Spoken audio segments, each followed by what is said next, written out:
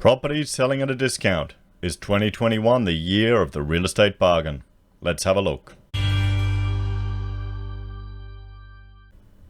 Hello everyone, Florian.heise here, and welcome to another episode of HeiseSays.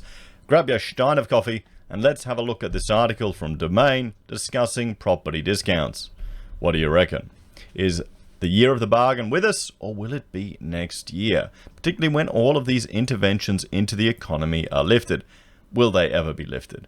I think it's going to become a political football, and the parties are going to push to maintain this stimulus. We'll have to see. So more properties are selling at a discount, but the discounts are getting smaller. I know a lot of people are waiting, hoping for big discounts, for forced sales, for people that just have to sell, who've over-leveraged. But they didn't bet on JobKeeper, keeping zombie companies propped up, or free money for companies that probably don't even need it. They didn't bet on mortgage holidays, essentially allowing people to live rent and mortgage free in their houses for up to a year, and some even a year and a half. They didn't bet on the fact that the banks are going to have publicly declared, or at least CommBank, the biggest one, #1 market cap, guys, in Australia. That should tell you everything you need to know about our country. Isn't going to foreclose on any houses until September. Among many, many other interventions in the market. All the money that's just flooding into construction, everyone.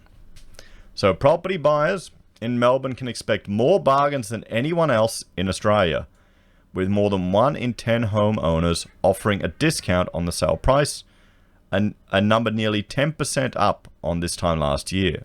New Domain figures revealed that 12.7% of vendors in November gave buyers a markdown on the advertised price tag, compared to just 3.7% doing that in November 2019. So more people, well, does that tell us people are actually getting a bargain, or does it tell us that people are, well, maybe more flexible with the advertised price? There's always a bit of room to move, isn't there? But then the discounts themselves aren't proving to be so big-hearted, at an average of 4%, only slightly more generous than last year's 3.8% off. But it was the only capital city where more money was knocked off this year than last, so people are trying to get out of Melbourne. Melbourne was much more broadly impacted by the pandemic, said property market commentator Anna Porter, the founder of Suburbanite. There's been far more fallout from local businesses and employment than other capital cities have seen, so more people are feeling the pinch. Some of those may be needing to sell, and there's nothing that secures a sale quicker than a price adjustment. Generally, around the rest of Australia, the property market is looking pretty strong and has been propped up by the government. There you go, and people have more confidence. Of course, it's been propped up by the government. Yesterday, I went to the bottle shop, guys, to buy some rum as a gift. A Christmas gift to a project manager we've worked with this year. And, of course, as I do, I stop off at 7-Eleven for my coffee. And as I was driving just to the local 7-Eleven up the road, not that far, I drove past 3 places that have sold just along the strip there that were just for sale a few days ago. Gone. Anecdotally, I'm seeing this stuff just fly off the shelves here at the moment. Or fly off the shelves, fly off the real estate sites. While the other capital cities also notched up greater numbers of homes being discounted than this time last year, the savings in November 2020 were all less than those being offered in November 2019. We can see here, there you go. A portion of sales listed with a discount by capital city. And where's Brisbane is right. Where are we? Are we there? Or it's all heading down. Only one heading up is Melbourne.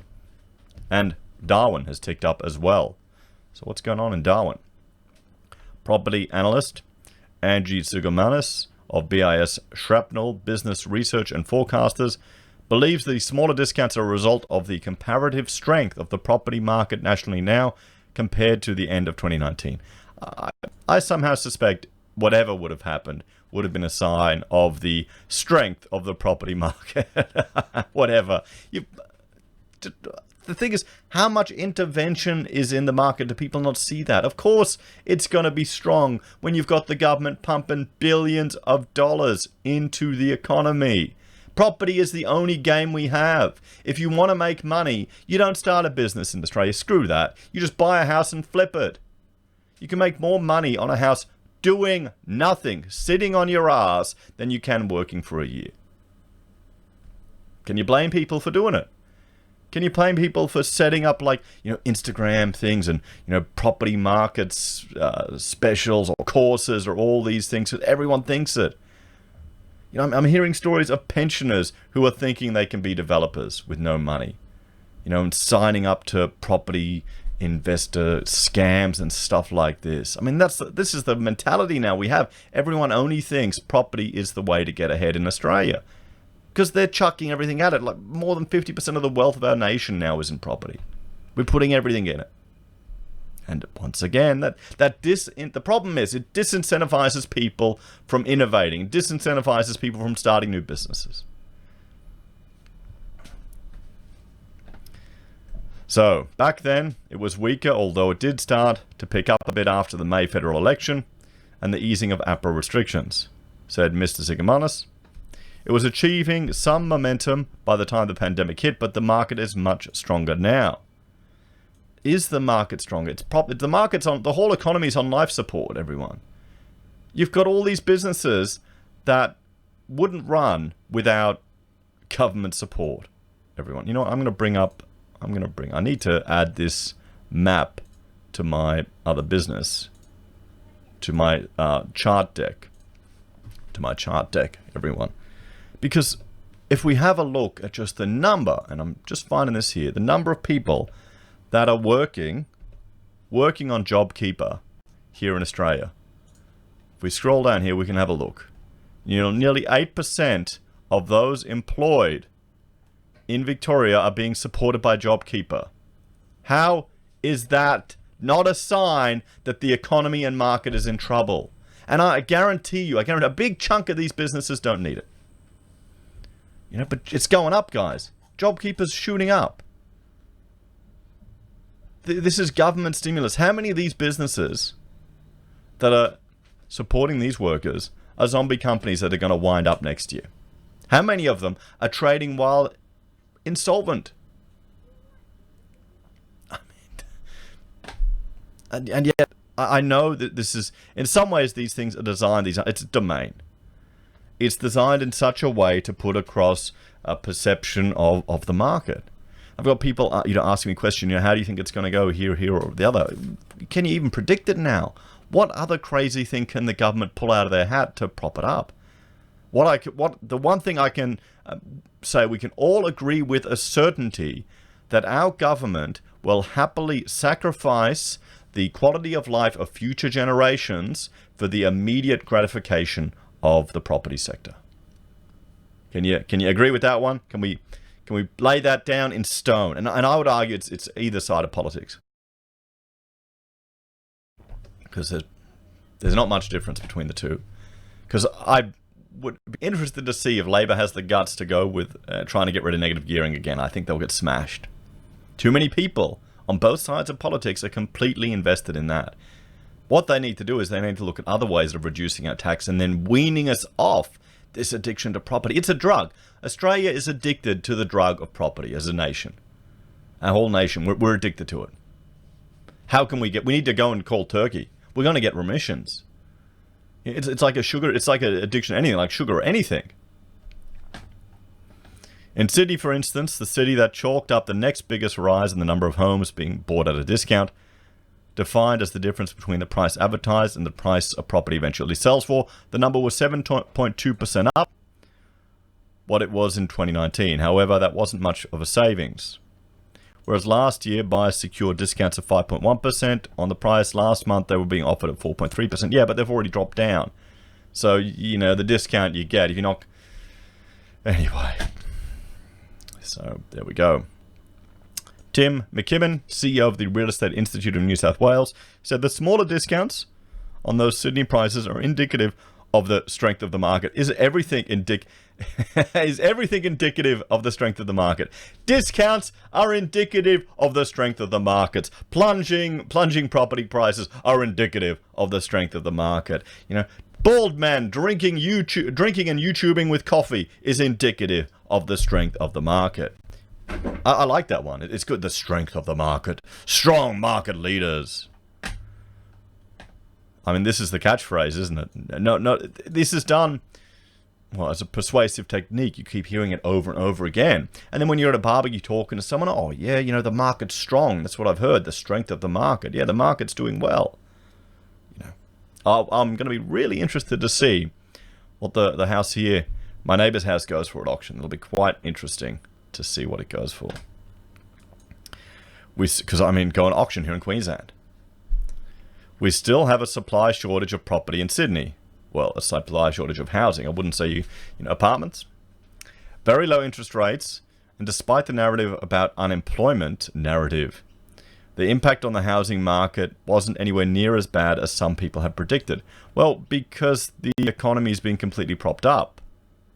Or what we're seeing is there is a huge, just the class divide. And Australia, we're not an egalitarian society. You know, don't kid yourself, guys. We're the property owners and those below the property owners, the renters. You know, people are looked down at rent here in Australia. Seriously, you have to go through more paperwork and BS to rent a place than buy a place. Maybe I'm being a little facetious there, but it feels like it. I tell you, I had to go through more paperwork to rent a house cheap.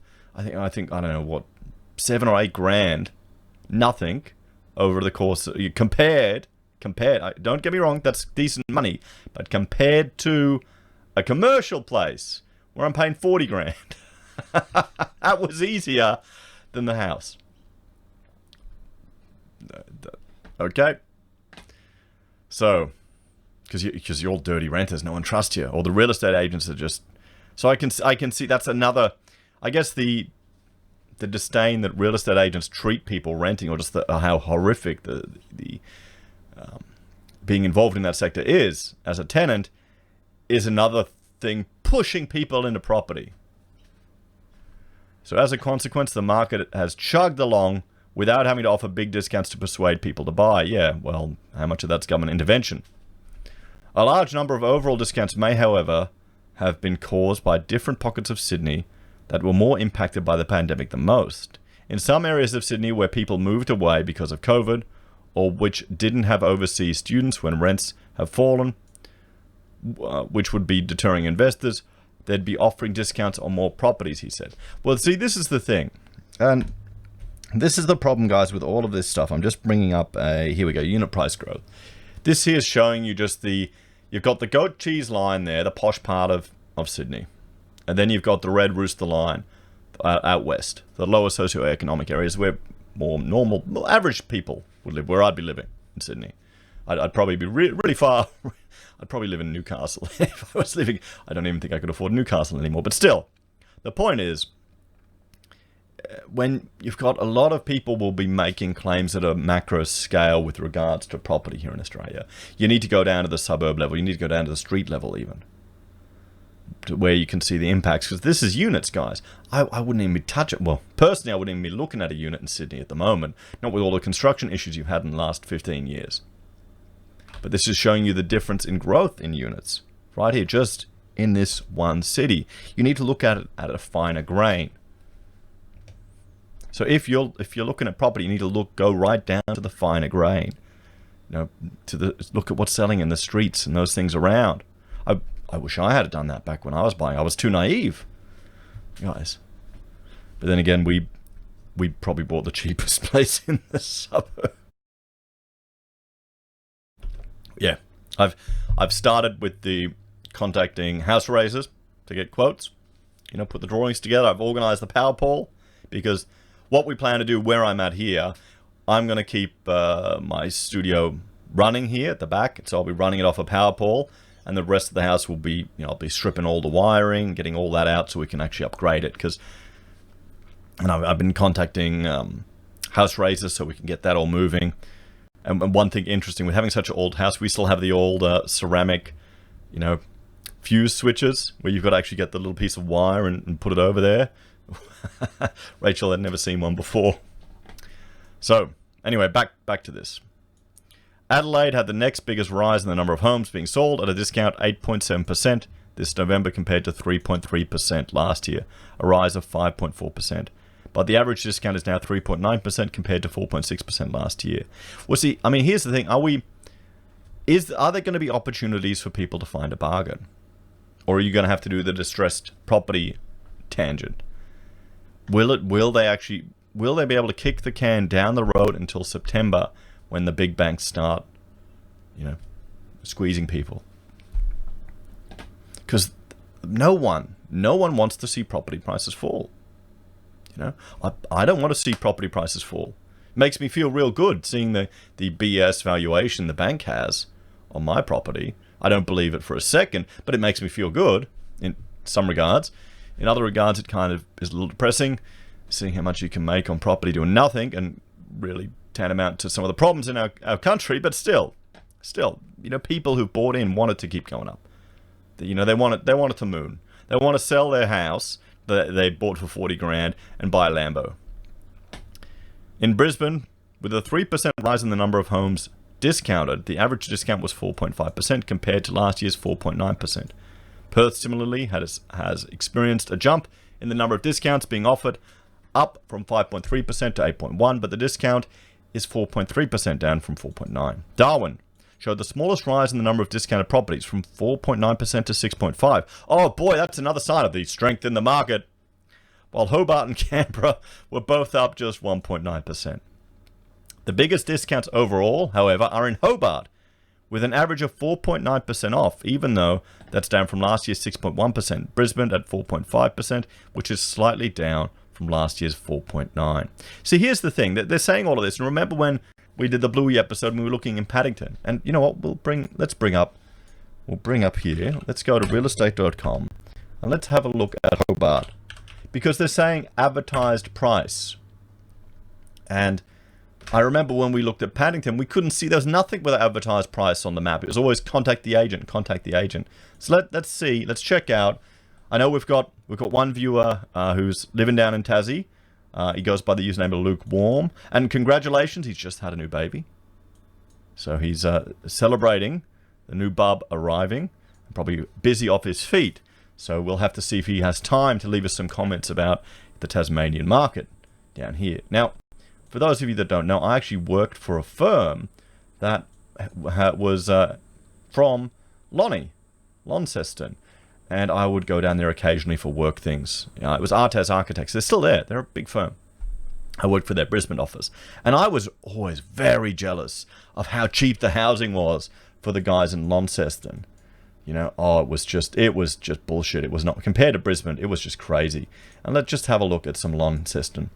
Oh, and for those of you that see Launceston, the wonderful city that it is, it's beautiful. It's bloody cold. It's also the headquarters of the internationally renowned cloud token wallet crypto scam, where they set up they got some poor sap to register a company at his home address here in Launceston. And then they plastered it everywhere to legitimize their scam. And I called them out on it, and then they got an Australian lawyer to write me a letter. So I'm waiting. Guys, I'm waiting to be sued. Google and I, we've been taken to the Supreme Court of Victoria for some reason. But apparently the guy's in jail. So, not the Lonnie guy. I think he's still running around scot-free. But anyway, I was having a fight with him on Twitter. Going, why did you set up in Launceston? It's not really... Because they were based in Malaysia. I'm going, it's a town in the middle of nowhere. And it's not you got to drive hours to get to an international airport. Unless they've upgraded it. Anyway, so let's have a look. Let's start at Lonnie, then go to Hobart. So what do we have here on Prospect? Oh, 420 grand for Lonnie. Wow. Office 420. Is this a mansion? Okay. Oh, that's nice. Yep. Polished floors. My favorite type of bath. I mean, this is it. See, I'm always make the comment that these baths are tough to clean, but you only need to clean them for the real estate photos, guys. That's it. The real estate photos. 420,000 in Launceston. What is going on down there? This must be a mansion. You've got, okay. Yeah. 4-bedroom with a big laundry. Okay, 4-bedroom, not bad, little place. With a deck, a bit of cracking concrete here. That's it. What an odd block built on the side of the hill. Okay. Oh, let's 420. Let's find something cheaper. 365 in Punchbowl. 475. What's going on? 439. Well, I'm not jealous. 550 grand. For what? Okay, 1, 2, 3 bedroom, tiny parking. Okay, is that your garage? You got a dining, kitchen, outdoor court. Yeah, look at this. This is tiny. I mean, okay, it's nice little place, but this is like tiny for nearly $500,000. Everyone. There's your garden. Okay. Wow. Oh, is that where you're parking? Oh, that's your parking. Sorry, you don't have a garage. That's your parking. So this is an old shop or a business or something. I'm assuming they converted. Okay. Let's have a look here. You got living, bedroom. As the architect, I always have to look at the plans. Okay, that's nice. A nice big block. Nice house. Yeah, beautiful. Lovely. Well, that's pretty tight, isn't it? You're really crammed in there, aren't you? Yeah, no. Good little place. Lovely garden. Someone loves that house. But still, 365. Okay, so... Wow, Lonnie's gotten 750, 465, 75. Expression of interest. Contact agent. 640. 420. Best offers over $599. Let's go a bit further out. Maybe I'm going the posh part of town. 345. There we go. 370. 200. Here we go. 225. Let's see what we can get. Little workers' cottage, hey? So an outdoor entertaining, a nice big deck, lounge, kitchen, good, coming off there with 2 bedrooms and a shed. Okay, she needs a bit of paint. Otherwise, the roof looks okay from this photo. I mean, it's not too bad. Give it a bit of stain. Fireplace, I wonder if it still works. You know, decent kitchen. So a nice little workers' cottage. A little bit of work on it to get them up to speed. You know, you definitely gut that bathroom, guys. Yeah, you gut that one, redo it. Probably you got asbestos in here, maybe. That's the thing. You got to watch for all these stuff. Whenever you're doing, you know, there could be I can't really talk about it because my insurance won't allow me. But you need to get a building inspector to look at it. You know, it could be up here, could be in the vinyl. Could be in some of the wall linings. Could be on the roof sheeting as well. So you got some nice views. So there you go. Bit of a wild garden. I don't mind it. Best offer over 225. Okay, so let's go back. Let's have a look. I'm a little shocked actually at Lonnie. Let's see what we get in Hobart. No price. No price. 595, 630. 465, $1 million, $1 million. Okay, they're the posh parts. 695, 655, 375, 554. Expressions of interest. Expensive right there. So there you go, mid 300s. What's this? Okay, and these are speckies. Looks like a chopped up development. Is that okay? 2 different options. 2-story. There you go. Nice renders. And some views. So, well, okay. If we have a look at that, what am I doing? Unemployment data. Wrong episode, Florian. If we have a look at that, Hobart is just doing crazy, everyone. It's just doing crazy. I mean,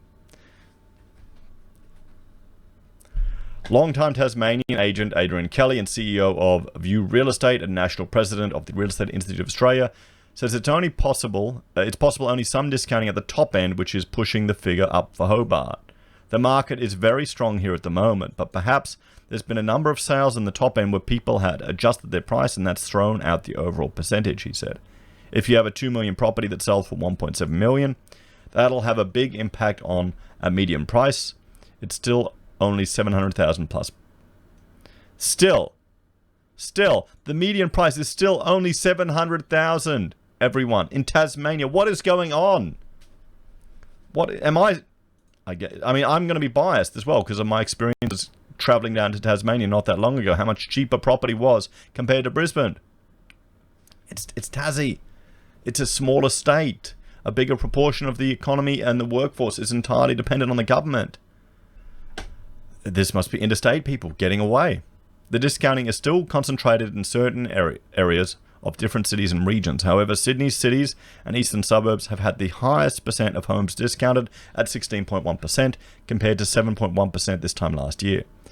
Canterbury Bankstown has the next highest percentage of discounts being offered at 15.3%, up from 5.9%. Then there's the lower North Shore at 15.1 and the Northern Beaches at 14.2. The area of Victoria with the highest percentage of discounted properties is the Mornington Peninsula at 11%. Wonder if we're seeing some Airbnbs there.